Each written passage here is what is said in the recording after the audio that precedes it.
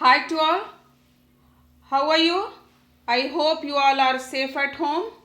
Today in this online session, here with part 5 of molecular basis of inheritance of 12th standard. Today's topics are replication of DNA, experimental proof for semi-conservative replication of DNA. First of all, we will know about replication of DNA. Batson and Crick given the structure of DNA and also proposed the scheme for replication of DNA. According to him, the two separate strands of DNA acts as a template for the synthesis of new strands, and that new strands is called as complementary strand. When the process of replication of DNA completes, then each DNA molecule have one parental DNA and one newly synthesized strand of DNA. This he called as semi-conservative replication of DNA. In the given figure, you may observe the single DNA molecule gives rise to two DNA molecule in which one is parental and one is newly synthesized strand from the parental template strand. This figure also shows about unbinding of two strands of DNA. Now let us see what are the different enzymes required for replication of DNA. First enzyme is topoisomerase, which relaxes DNA double helix. Second enzyme is helicase, which helps in unbinding DNA double helix. Third is SSB protein, that is single strand DNA binding protein, which attaches to the single strand. Next is RNA primase, that is responsible for synthesizing RNA primer. Next one is DNA polymerase, which adds nucleotides, and last one is DNA ligase that joins the DNA fragments. Now it is about DNA replication process. First, the topoisomerase relaxes DNA double helix molecule and then helicase unbinds DNA to form two single strands of DNA.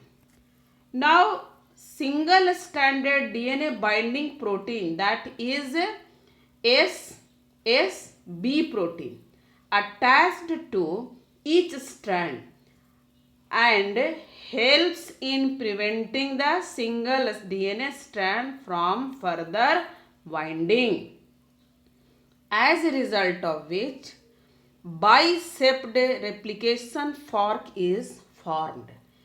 Then what is happening? RNA primers are attached to the single strands at the end. In the given figure, you can see the replication fork, which is bicep, showing template parental DNA and newly synthesized DNA strands. When RNA primers are attached to end of single strand of DNA, then DNA polymerase enzyme adds nucleotides on RNA primers.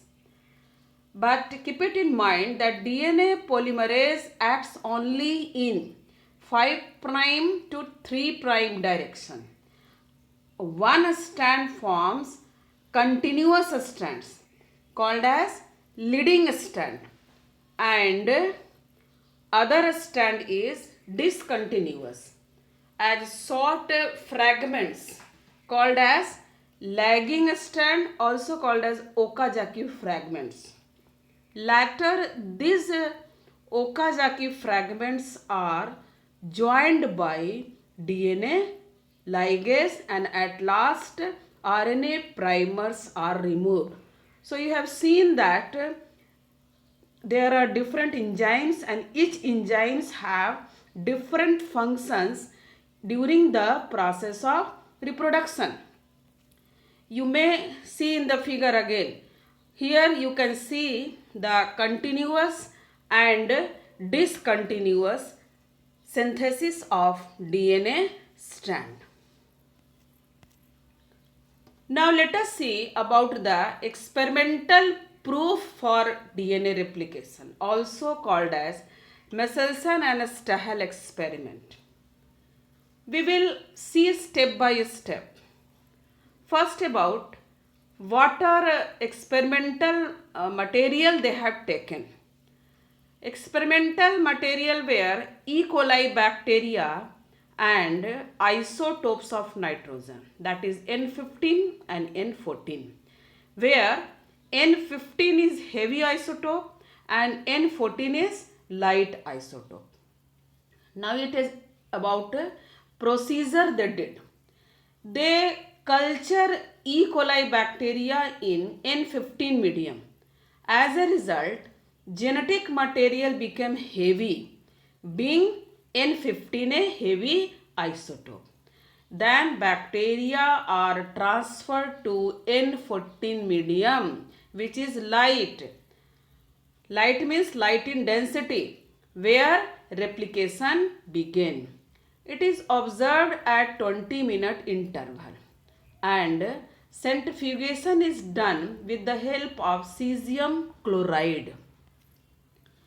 After doing all this procedure, the observation was made based on centrifugation. When E. coli were cultured in N15 and centrifuged, it is confined at the bottom. Why it is at the bottom?